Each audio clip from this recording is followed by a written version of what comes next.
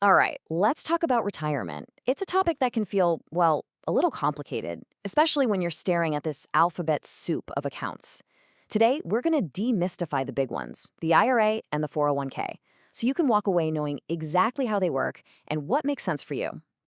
I mean, seriously, have you ever felt your eyes glaze over trying to remember the difference between a traditional IRA, a Roth IRA, and a 401k?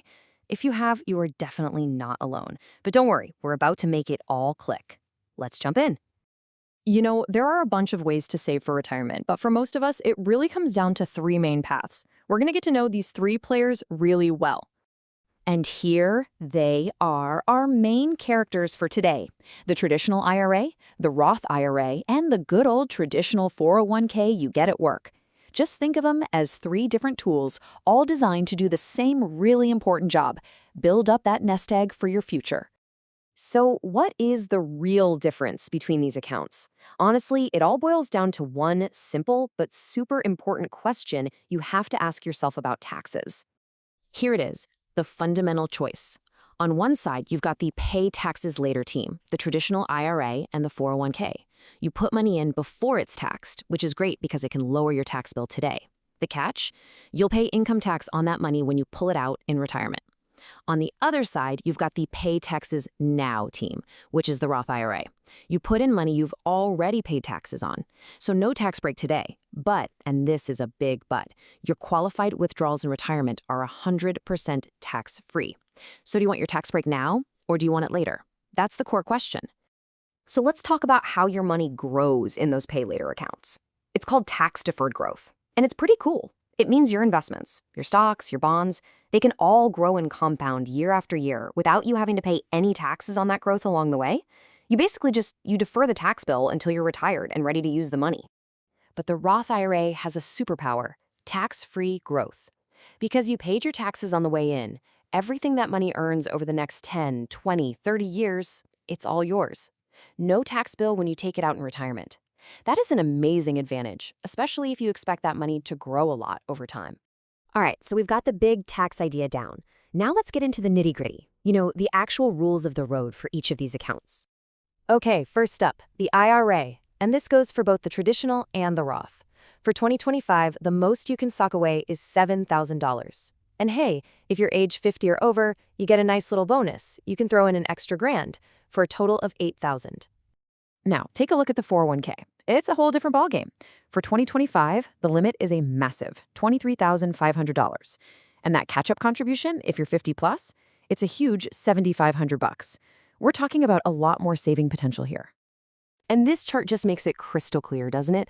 The difference is just huge. A 401k gives you way more room to save every single year, which means you can, really accelerate how fast you build that nest egg if you're able to contribute a lot. But of course, it's not just about how much you can put in. There are a few other really important rules that set these accounts apart and might just sway your decision. Okay, this is your cheat sheet. You might even want to pause here and just take it all in, but let's hit a couple of highlights. Look at RMDs. That stands for Required Minimum Distributions. For the traditional accounts, the government says you have to start taking money out at age 73. But look at the Roth IRA. Nope. The original owner is never forced to make withdrawals. And the other big one to notice? Income limits. The 401k doesn't have them, but the Roth IRA sure does. And let's zoom in on those Roth income limits for a second, because this is a really big deal. For 2025, if you're single and your income hits $150,000, the amount you can contribute starts to go down. For married couples, that phase-out starts at $236,000. So if you're a high earner, this is something you absolutely have to pay attention to. Okay, so we've got all the pieces on the table now, right? The tax benefits, the limits, the special rules. So the big question is, how do you actually use all this info to build a smart plan for yourself? Here is a simple 3-step game plan to get you started. Step 1, and this is the most important thing: if your company offers a 401k match, you contribute enough to get every single penny of that match. It's literally free money. Don't leave it on the table. Okay, step 2, think about your future.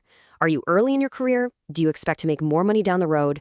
If so, paying taxes now with a Roth IRA while you're in a lower tax bracket could be a brilliant move. And step 3, remember, you don't have to pick just one. You can have a 401k and an IRA. Having both a pre-tax and a post-tax bucket of money gives you amazing flexibility when you retire. At the end of the day, the most important thing is just to get started. Seriously. The magic of compounding growth means that the simple act of contributing consistently over time is what's really going to build your wealth, no matter which account you end up choosing. So, as we wrap up, let's just leave you with one final thought to help you figure out your very next move. Look, don't get paralyzed trying to find the single 100% perfect answer. Instead, just ask yourself this. Based on everything we've talked about, what's the one small, simple step you can take right now that the future you is going to be so grateful for? Whatever that is, go do it. Thanks for tuning in.